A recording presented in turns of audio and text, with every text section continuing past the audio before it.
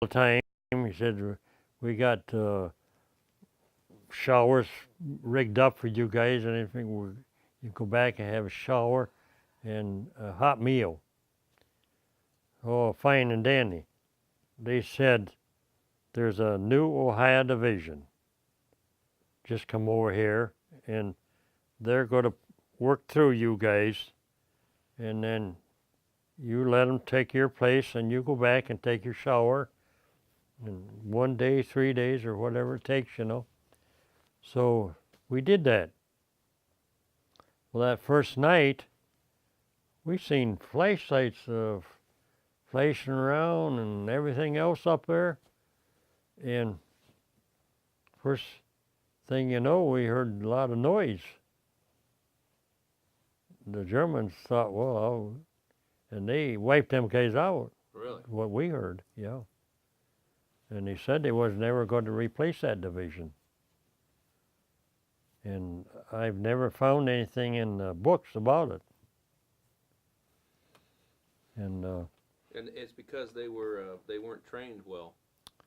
no, they acted like they was in the rear someplace, you know. But they come through there, and they could have been 3 Panther divisions ahead of that. They come in there. Really? They probably was laying around waiting for something like that, see. The Germans just wiped them out. Yeah. Wow, how many you think were there? How many of the Americans, the Ohio guys? They said the whole division Really?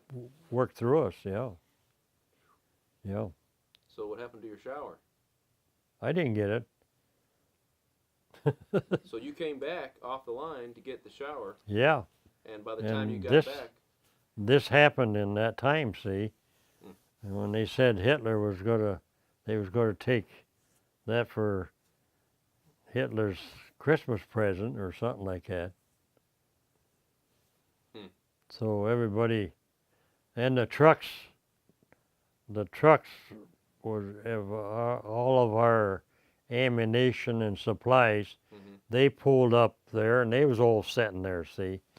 So those truck drivers didn't even have time to get in those trucks and turn them around. Everybody run as fast as they could, see. You just ran back. Yep. How far was it? I don't know, but I was just going to Le Havre. I never got there. Wow. I forget where they stopped me. They had the MPs and all back there waiting for us. So you didn't want to go back up there and take it again, We had to. but you had to. Yep. Yep. So you had to get together with everybody, go back up there, and It took us over a week to reorganize. really, Yeah. man. Yeah. But at the one Battle of the Bulge, now we was talking about that. Mm-hmm. The 2nd Division, they was at the point too, but they was some of the 9th on our flanks, you know. But the 2nd Division there, we bagged 78 tanks there.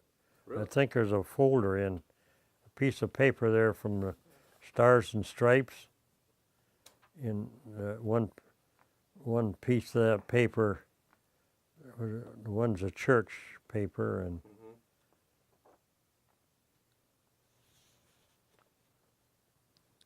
see, we bagged 78 tanks with it.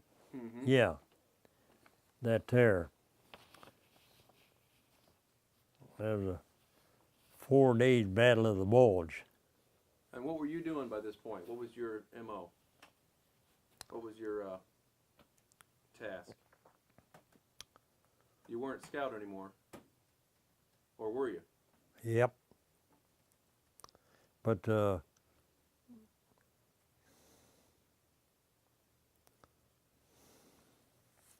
I wasn't going back, I know. But you said you were a rifleman too. Oh, yeah, yeah. Hmm.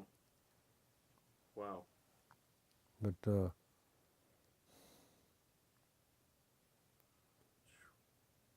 So then, what? How'd you get to the Siegfried line at that point? Was it how long ago, or how long after that? it wasn't very, very long. See, after we got out of Belgium a little ways, the Siegfried line Mm-hmm. was all the way along there. That didn't cause no trouble whatsoever. The guys come in, blew them cement, and everybody Right through it. dried. They thought they'd never get through it, didn't they? Yeah, it wasn't no bother at all. Yeah. And but You had your rifle with you at that point. I got I carried a carbine a while then. M1? What was No, it's small, smaller shells and it? everything, Mm-hmm. and it's a nice little rifle. Oh, but see, after the Battle of the Bulge,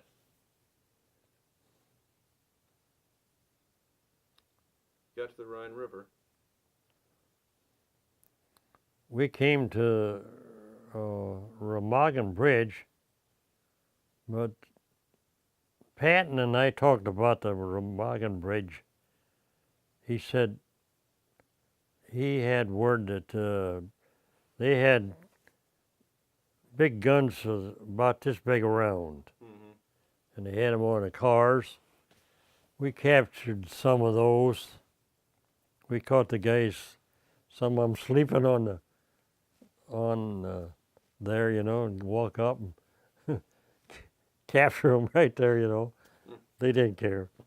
But Patton had word that around the Remagen Bridge was a lot of these big guns, Mm-hmm. and they were shooting them back and they'd shoot he said about 10 miles back, So the scout and the company scout could only go 5 miles beyond the front line. They didn't want them to go any further than that, see. So Patton brought back to the company commander, he got a note from the mayor. They call them boogie masters back there, I think. And he said he had some information about where some of these big guns are stored, If somebody could come up to his place and get them, he couldn't deliver them. So the captain, he said, "What do you think?" And I said, first I said, "Get me somebody like that lieutenant we had." But I said, "I need somebody. I'll go." And it was a little over 5 miles, I think it was. We went up there. About 2 o'clock, we crossed the Remagen Bridge, got on the other side, and there wasn't a German around. And then we stayed off of the main road, got a ways, and we got up there just before dark. And he was gone. Daylight. He was gone, and his wife was there, so she let us in. And he didn't come back till that evening. Well, at that evening, we heard the bridge blow up. So he said, you can't go now. So he gave us the papers and everything. And he said, no, the one is close to the bridge, and he had doors that open up, and it's on a railroad track.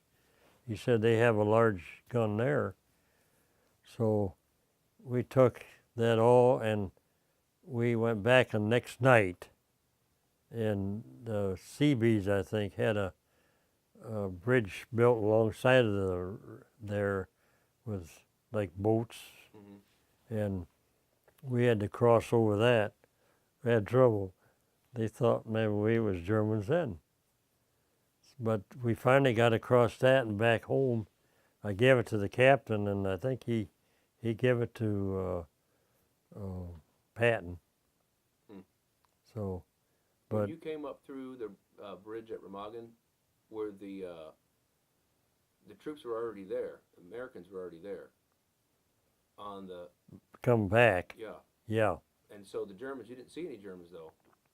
No, So they must have. Did they already capture it, or how did they? Because the a lot of them gave up there. Did they? Okay. Yep. The Americans blew it up, right? No, The bridge. Who blew up the bridge? Germans. Yeah, Germans. Really? Yep. Did they? I think they blew it up and took off. See, Oh, okay.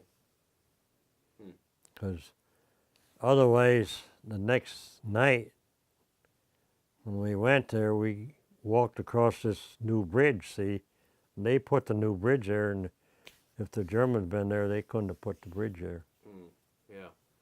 But they had, the river was so swift that they had to go up about a mile and start floating down these small pontoon boats that they had, you know.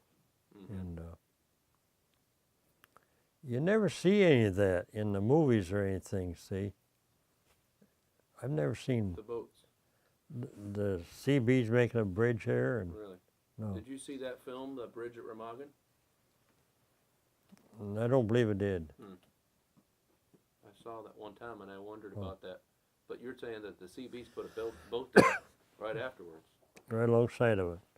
There might be a picture of it in there too, or should be. I don't like books, but That's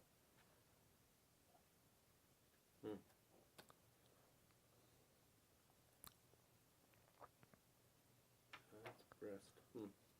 Siegfried Line.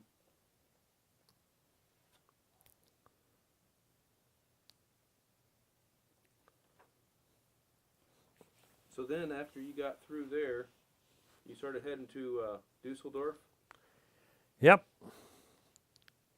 We had Dusseldorf was a place where the Germans had a camp, and soldiers would go there and take showers. They had buildings half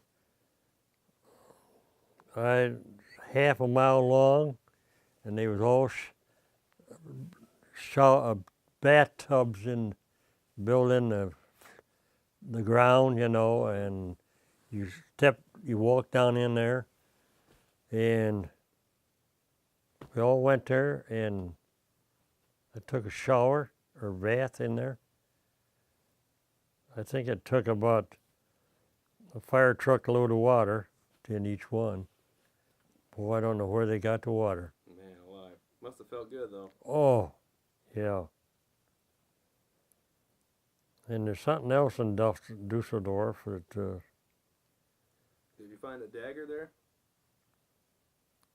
I think I did. Stormtrooper dagger or something? Yeah, these,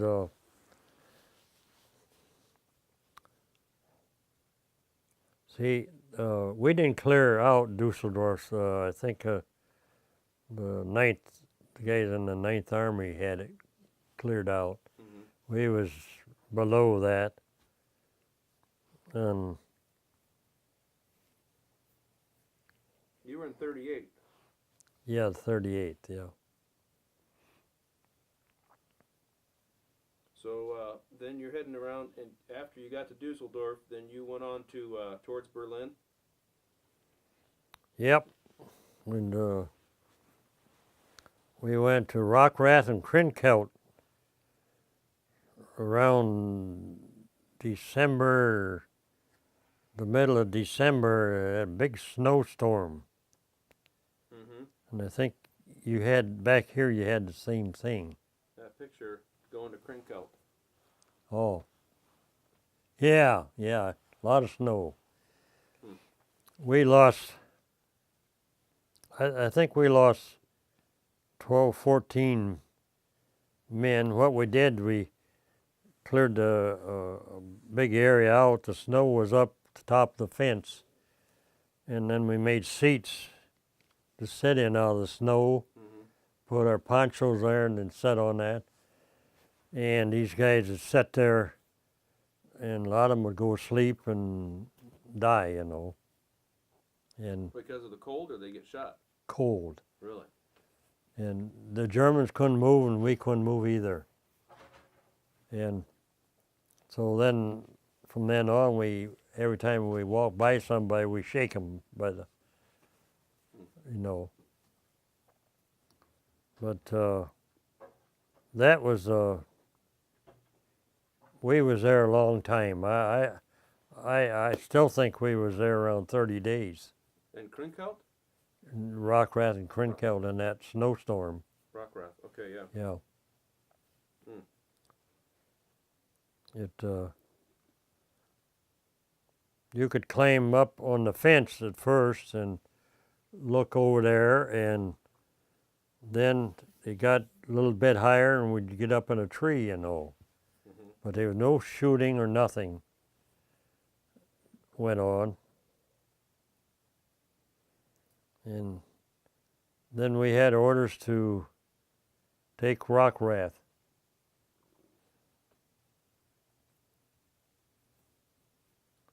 And well, we took Rockrath, and the Germans had they was held up good there.